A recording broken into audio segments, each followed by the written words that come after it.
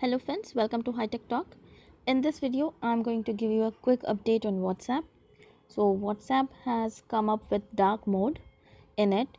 So I will show you how. So I will go to Play Store to update my WhatsApp. So let's just search here. So I have an update. So I will click on update and I will give it some time to get updated.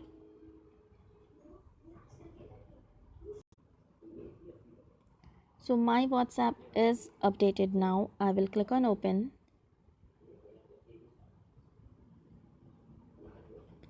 I will click on the three dot on the top right and go to settings, and over here I will go to chats.